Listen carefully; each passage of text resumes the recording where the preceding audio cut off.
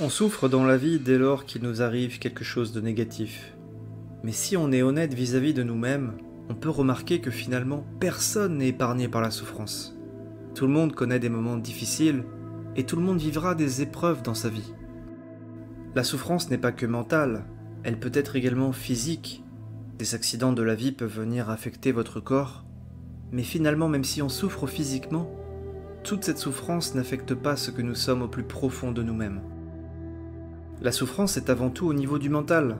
Il peut y avoir de la douleur, la perte d'un être cher, il peut y avoir des gens qui vous critiquent ou qui vous salissent, mais tout cela est extérieur à vous. Bien évidemment, vous pouvez souffrir, mais c'est votre mental qui crée cette souffrance. C'est votre interprétation de l'événement qui vous fait souffrir. Et souffrir de toutes ces situations, c'est lutter et résister à la réalité de la vie. Avant qu'il y ait de la vie sur Terre, il n'y avait pas de souffrance. Donc cette souffrance doit exister dans l'esprit d'un être conscient uniquement. Nous pouvons tous connaître un jour ou l'autre ces moments d'éveil dans nos vies, et parfois c'est juste parce que nous sommes fâchés contre un membre de notre famille pour son retard, qu'on découvre qu'il aidait en fait une voiture en panne à changer son pneu. On se rend compte alors qu'on fait preuve d'égoïsme, qu'on est trop centré sur nous-mêmes, et dans cette situation le retard est totalement justifié. On s'est juste créé de la souffrance tout seul dans notre esprit. Détendons-nous, lâchons prise, acceptons les choses. Il n'y a que comme ça qu'on peut connaître la paix intérieure. Très souvent, quand on médite, c'est là qu'on réalise qu'on est attaché à des événements du passé ou qu'on est obsédé par des événements futurs. La méditation nous permet de nous ouvrir à de nouveaux horizons, elle nous éveille et on prend conscience alors que la vie est ici et maintenant. La souffrance existe, mais elle n'est créée que par nous-mêmes. Elle est dans notre esprit. Alors je ne dis pas qu'elle est irréelle, je dis simplement qu'elle n'existe que dans notre esprit. Et quand on comprend ça, on connaît une forme d'éveil. Ce qu'il faut également comprendre, c'est que les désirs mènent à l'envie. Nous voulons toujours avoir plus de choses, on veut sans cesse être admiré, on a une aversion à la douleur, à la critique et à la remise en question. Et tout cela crée de la souffrance.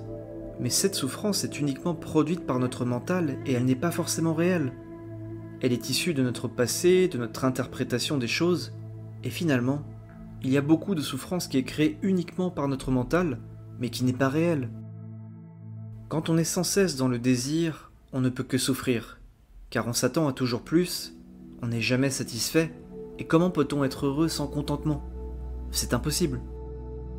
L'absence de désir, c'est se rapprocher un peu plus de soi, c'est vivre ici et maintenant, et c'est savourer la vie dans tout ce qu'elle a de plus précieux. Pour beaucoup de gens, surtout ceux qui sont déprimés ou tristes depuis de nombreuses années, cet état de mal-être peut devenir leur zone de confort. C'est une zone qui peut leur sembler sûre, et ils seraient probablement perdus en dehors de cette zone. Mais c'est un mécanisme inconscient. Bien évidemment qu'on ne choisit pas de rester déprimé ou dépressif. Ce n'est pas un choix. On est victime de notre mal-être, on est victime des circonstances extérieures, mais cette souffrance, elle est créée par notre esprit et rien d'autre. Elle est à l'intérieur de nous-mêmes. Et quand vous reprenez le contrôle de votre esprit, quand vous changez de perspective sur votre souffrance, c'est à ce moment-là que vous dépassez votre tristesse et votre état de mal-être. Quand on se sent séparé et déconnecté, on se dit « Je suis déprimé. Je suis cette entité déprimée, séparée. » Au lieu d'être le témoin et de se dire « Il y a de la dépression ici, mais je ne suis pas la dépression. » Quand on change de perspective, on peut alors créer la paix en nous-mêmes, et c'est comme ça qu'on commence à guérir. Vous n'êtes pas votre dépression. La dépression est ici, elle est à côté de vous, elle vous entoure, mais vous n'êtes pas la dépression. Dès que nous étiquetons nos émotions, nous créons une barrière face à ces émotions. Et nous ne traitons plus l'émotion en question, mais nous traitons l'étiquette qu'on lui a collée. C'est très important à comprendre car finalement, on ne s'attaque pas au vrai problème, on effleure juste la surface. Par conséquent, toutes les étiquettes créent un filtre à travers lequel nous voyons le monde, mais ce filtre n'est pas la réalité. Il crée une barrière entre l'événement lui-même et l'interprétation qu'on en fait. Souvent, ce qui pose problème, c'est notre interprétation de l'événement, mais pas ce qui s'est réellement passé. Notre esprit est de très mauvais conseils. Il nous aiguille dans la mauvaise direction, et à long terme, il peut détruire notre vie si on l'écoute trop.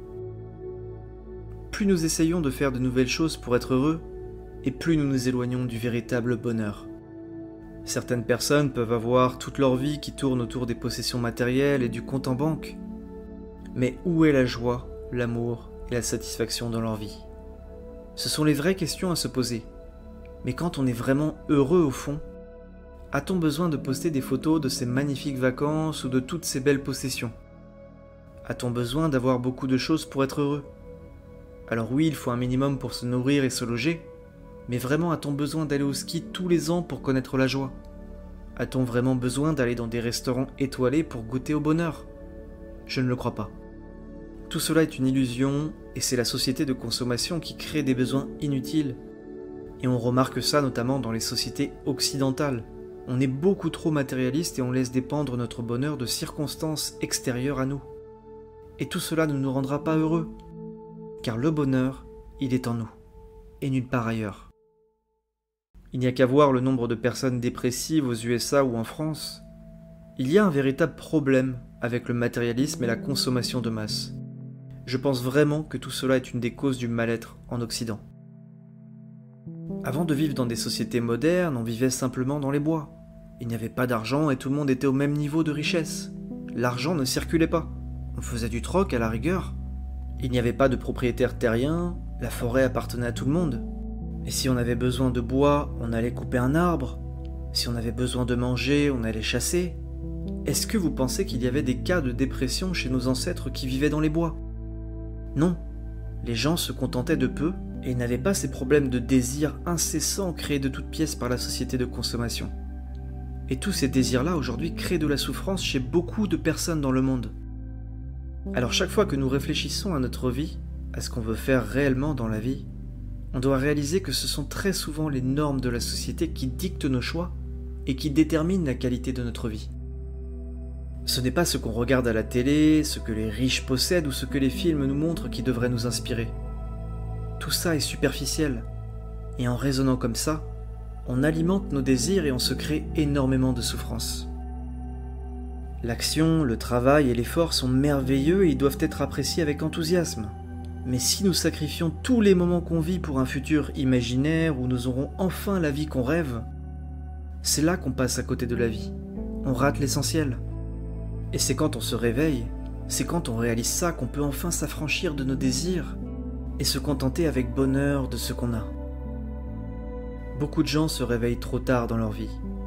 N'attendez pas pour apprécier le moment présent et pour remercier la vie pour tout ce qu'elle vous a apporté. Dites merci à la vie dès aujourd'hui. Vivez pleinement ici et maintenant. Chérissez les bons souvenirs que vous avez vécus dans le passé, mais tout le négatif, mettez-le à la poubelle et n'y pensez plus. Par rapport au futur, ne vous faites pas trop de films. Pensez au futur juste quand il s'agit d'accomplir de nouvelles choses ou de réaliser de nouveaux projets personnels ou professionnels.